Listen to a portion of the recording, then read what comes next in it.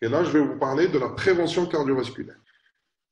Alors, un facteur de risque, les définitions, c'est quoi un facteur de risque? C'est quoi un facteur de risque de cardiologie?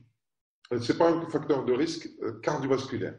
Alors, un facteur de risque cardiovasculaire, c'est un facteur ou une caractéristique mesurable qui indique une probabilité de développer une maladie. Le risque cardiovasculaire, c'est le risque de survenue de pathologies cardiaques ou notamment cérébrales d'origine athérothrombotique. Alors, la prévention. Il y a la prévention primaire et la prévention secondaire. Qu'est-ce que ça veut dire la prévention primaire? La prévention primaire va vous dire tout simplement que c'est le moyen d'éviter l'apparition de la maladie cardiovasculaire. Et donc, nos patients, il faut qu'on puisse évaluer le risque avant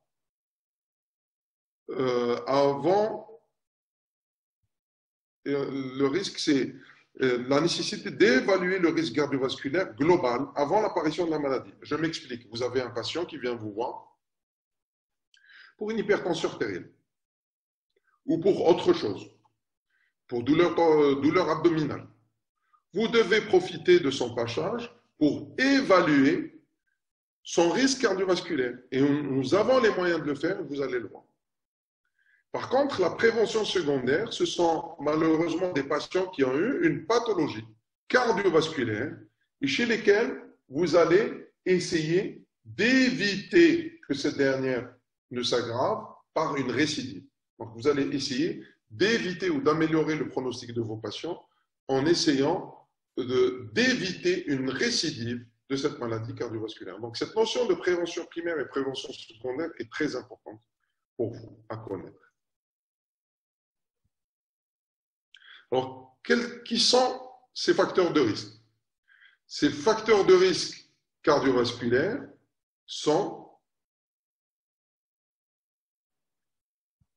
le tabac, l'hérédité, LDL cholestérol, HDL bas, le diabète et une hypertension artérielle. Alors, le tabac, il y a deux types de tabagisme. Il y a le tabagisme actif et le tabagisme passif. Si vous êtes dans un milieu, si vous avez un papa ou un frère ou une sœur, et là on va en parler parce que le tabac malheureusement est devenu un fléau et beaucoup de la gente féminine, malheureusement, il y a un nombre important de femmes qui de plus en plus commencent à fumer. Donc si vous êtes dans une ambiance en fumée, ben vous fumez exactement comme la personne qui est en train de fumer une cigarette. Donc, il y a le tabac actif et le tabac passif. L'hérédité coronaire, qu'est-ce que ça veut dire une hérédité cardiovasculaire? Ben, c'est une hérédité précoce, c'est les ascendants, un des parents, le papa ayant eu un événement cardiovasculaire inférieur à 55 ans, la maman inférieure à 65 ans. Donc, si vous avez le papa ou la maman qui ont fait des événements dits précoces, chez la femme inférieure à 65 ans et chez l'homme inférieur de 55 ans, ben vous avez un surrisque de développer une maladie cardiovasculaire. Le LDL cholestérol, et là aussi, il y a des chiffres. Si votre LDL, à la base, il est supérieur à 1,6 g par litre, ben vous êtes à risque de développer une maladie cardiovasculaire. Le diabète, évidemment, et l'hypertension artérielle est définie par des chiffres de tension supérieurs à 140 par 90. Alors, tous les éléments que je viens citer sont des facteurs de risque modifiables. C'est-à-dire, ce sont des facteurs de risque sur lesquels on peut agir. Par contre, il y a des facteurs de risque non modifiables. Exemple, un homme de plus de 50 ans, il a plus de risque de développer des événements cardiovasculaires qu'un homme jeune. Une femme de plus de 60 ans, une femme ménopausée. L'hérédité familiale est un élément qui est non modifiable. Vous ne pouvez pas changer vos gènes. Donc, il y a deux types de facteurs de risque. Les facteurs de risque dits modifiables, les facteurs de risque non modifiables. Alors, il y a une approche, comment vous allez approcher vos patients lors du risque cardiovasculaire. Bon, vous allez les approcher soit en approchant le risque en faisant un interrogatoire un à un. Vous êtes diabétique, vous êtes hypertendu, vous êtes... en sachant que ces facteurs de risque-là ne s'additionnent pas. Quand vous êtes diabétique et hypertendu, ça ne veut pas dire que vous avez 2 fois plus de risques. Bien au contraire, vous avez 9 fois plus de risques d'avoir une maladie cardiovasculaire. Si vous fumez et vous avez du LDL cholestérol, ben vous avez 16 fois plus de risques de développer une maladie cardiovasculaire. Donc, il faut plutôt avoir une approche plus globale de vos patients. Je m'explique. Les patients qui viennent vous voir ou qui viennent voir un diabétologue parce qu'il est uniquement diabétique, ben, il ne faut pas qu'il s'intéresse uniquement à son diabète. Il ne faut pas qu'il s'intéresse uniquement aux chiffres glycémiques et à l'hémoglobine glyquée, mais il faut qu'il s'intéresse à son LDL cholestérol, à ses chiffres de tension, à son tour de taille, à son hérédité coronaire, etc., pour avoir une approche beaucoup plus globale des patients. Et apprenez à le faire, quelle que soit la spécialité. Vous n'avez pas affaire à une hypertension artérielle, à une maladie cardiaque uniquement, mais vous avez affaire à un patient. Et chaque patient ne ressemble pas à un autre. Alors, vous pouvez aussi calculer le risque cardiovasculaire de vos patients. Vous pouvez même calculer votre risque cardiovasculaire à vous. Il y a le score, que vous pouvez trouver, le risque score, l'évaluation du risque score que vous pouvez trouver sur Internet, et vous allez calculer votre propre risque en fonction de vos caractères, hommes, femmes, fumeurs, non fumeurs, vos chiffres tensionnels et votre taux de cholestérol. Et vous allez être soit dans le vert, moins de 1%, qui a très faible risque, aux alentours de 1%, dans le jaune, 2%, dans l'orange, 3 à 4%, dans le rouge clair, 5 à 9%, dans le rouge un peu plus foncé, et au-delà de 15%, en fait, au-delà de 10%, vous êtes déjà à très haut risque.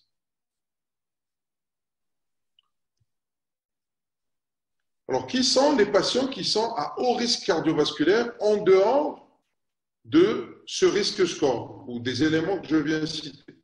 Il faut savoir que des patients sont dits déjà d'emblée à très haut risque cardiovasculaire si ils ont des antécédents d'événements cardiovasculaires, maladie coronaire,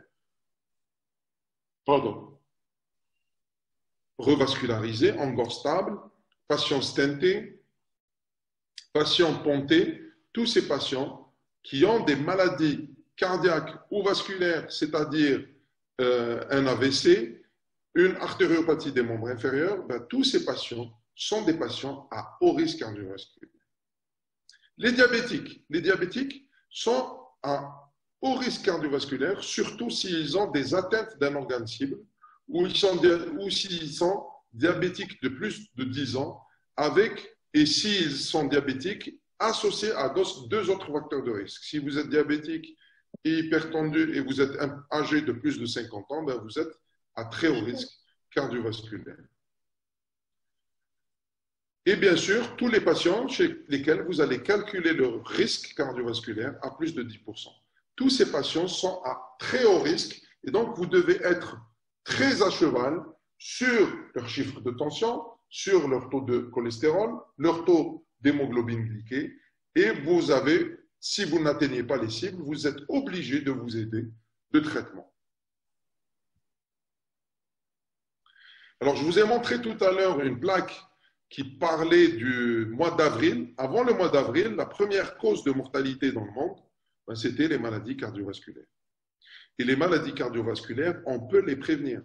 Donc, si on fait tous correctement notre travail, on peut réduire éventuellement le taux de mortalité de ces pathologies. Dans notre pays aussi, et surtout dans notre pays, il faut savoir que dans les pays européens et américains, les maladies cardiovasculaires sont devenues la 2e cause de mortalité, après les cancers.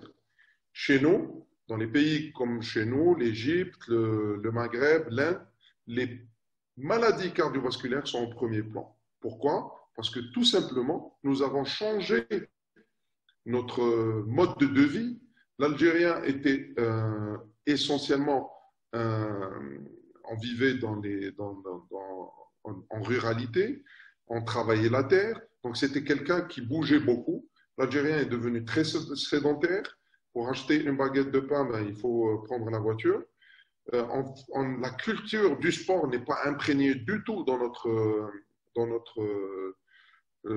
notre société. Et donc, nous voyons un profil type de jeunes avec du ventre, un peu obèses, qui font des diabètes. Le taux de diabète est très, très élevé par rapport en Europe. Nous avons un pourcentage de diabétiques effarant. Le taux d'hypertendu, on a plus de 40% selon les derniers chiffres de la population générale d'hypertension, alors qu'il n'excède pas les 20% en Europe ou en Chine. En Chine, c'est 23%. Donc, vous voyez que nos habitudes alimentaires, nos habitudes de vie nous exposent à ces maladies cardiovasculaires redoutables. Quelques chiffres, 17 millions de morts dans le monde, 31% de la mortalité mondiale est causée par les maladies cardiovasculaires. En 2028, 23 millions, on attend 23 millions de décès par an de maladies cardiovasculaires. Et dans ces 23 millions, malheureusement, il y aura beaucoup de Maghrébins, beaucoup, entre guillemets, de patients de pays en voie de développement, tout simplement du fait de modes de vie qui sont malheureusement inadaptés actuellement. Ça aussi, c'est pour vous donner les chiffres de décès dans le monde. Alors, quelles sont ces maladies cardiovasculaires? Ok, je vous ai parlé maladies cardiovasculaires, mais qui sont-elles? Regardez ici, la première pourvoyeuse de mortalité, c'est la maladie coronaire. Vous voyez ici, ça c'est le cœur d'un jeune homme d'à peine 24 ans qui fumait, qui a malheureusement dû développer une athérothrombose. Il a bouché son artère, son IVA, et il est décédé. Et ça, c'est juste après l'autopsie, on a pu faire ce diagnostic-là. Et regardez la problématique de cette maladie coronaire, c'est une fenêtre thérapeutique très courte. On a à peine 6 heures pour agir, pour donner les traitements. Il faut savoir que déjà dans les 2 premières heures, un patient sur 4 décède brutalement d'une anomalie rythmique.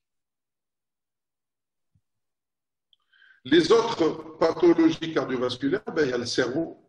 Et là aussi, c'est exactement le même phénomène physiopathologique qui est l'athérothrombose, qui va entraîner l'occlusion d'une artère cérébrale et il va entraîner un AVC. Tout l'arbre vasculaire peut être touché, et notamment l'artériopathie des membres inférieurs, mais aussi les artères rénales, les artères mésentériques, et vous avez certainement dû entendre de l'infarctus mésentérique qui est redoutable, gravissime. Les patients bouchent leurs artères qui irriguent leurs intestins et il y aura une nécrose intestinale et malheureusement décès des patients. Donc tout l'arbre artériel peut être touché par ces maladies. Alors, je vous ai montré tout à l'heure les facteurs de risque, modifiables, non modifiables, et on peut agir sur chaque facteur de risque. L'obésité abdominale, la sédentarité, l'hypercholestérolémie, le diabète, l'hypertension et le tabagisme, on doit tous être mobilisés pour diminuer ces maladies cardiovasculaires. Alors, je vous ai donné des chiffres mondiaux, je vais vous donner quelques chiffres algériens. Ici, c'est un registre que nous avons réalisé avec la Société algérienne de cardiologie, le registre STAMI. Un registre multicentrique où tous les centres cardiologiques publics et privés, on a inclus 2 centres privés, mais tous les centres publics ont participé à ce registre. Et nous avons voulu voir, en fait, les patients qui faisaient un infarctus, entre guillemets anciennement appelé, c'est le syndrome coronaire aigu ST+, sur une période de 2 mois. C'est ici de voir une photographie de ces patients.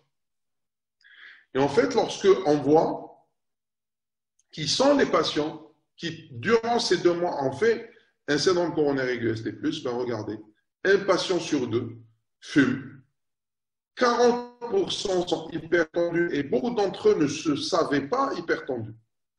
35% de diabétiques et beaucoup d'entre eux ne se savaient pas diabétiques. Et au final, l'hérédité non modifiable, facteur de risque non modifiable, n'est présent que dans 10% des cas. Donc vous voyez que la majorité des facteurs de risque présents sont des facteurs de risque tout à fait modifiables et tout à fait maîtrisables. Alors, peut-on éviter ces événements? Oui, 80% des événements cardiovasculaires sont évitables juste par des actions où nous devons tous être mobilisés. Nous avons réalisé l'année dernière avec la Société algérienne de cardiologie des événements de sensibilisation. Vous êtes les bienvenus si vous voulez participer après, bien sûr, cette pandémie Covid. Donc, vous êtes les bienvenus pour faire avec nous la sensibilisation auprès de nos patients, mais vous devez déjà le faire auprès de vos parents, auprès de vos voisins, auprès de vos collègues. Les collègues qui fument, vous les désignez du doigt et ils ne doivent plus fumer. C'est plus à la mode de fumer. Hein. Je parle aux filles, aux garçons. À la mode maintenant, c'est d'avoir une silhouette fine et de faire du sport. Alors, pourquoi? Question assez intéressante. Pourquoi le diabète, vous dites que le diabète est un facteur modifiable? Alors déjà, dans le diabète, il y a prédiabète et il y a diabète. On a beaucoup de patients qui sont dans la période, dans la fourchette du prédiabète. Et on peut les détecter avec les taux d'hémoglobine glyquée et des chiffres de glycémie entre 1 et 26. Donc déjà, on peut agir sur ça. Et même chez les patients diabétiques, le diabète, ce n'est pas une maladie, c'est un facteur de risque.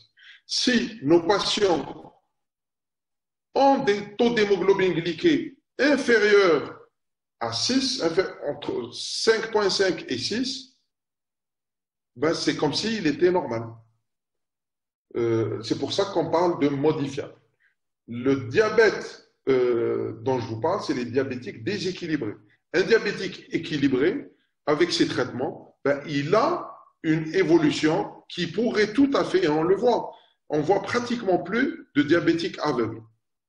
Alors qu'il y a une dizaine d'années, on les voyait beaucoup, tout simplement parce qu'on ne maîtrise plus, mais il faut les diagnostiquer, on maîtrise plus cette maladie, on a plus de traitements qui nous aident à maîtriser cette maladie. Vous allez faire endocrino et vous allez voir qu'il y a encore de nouveaux traitements qui non seulement régularisent le taux de glycémie et le taux d'hémoglobine glyquée, mais améliorent aussi le pronostic cardiovasculaire. Donc le diabète, ce n'est plus une maladie, mais c'est un facteur de risque sur lequel il faut agir. L'hypertension aussi, c'est un facteur de risque qui est, vous pouvez dire, non modifiable, mais il est modifiable parce que tout simplement, on peut agir et on peut l'éviter en cas de prise en charge précoce, notamment en agissant sur l'obésité, sur le sport et sur une alimentation correcte.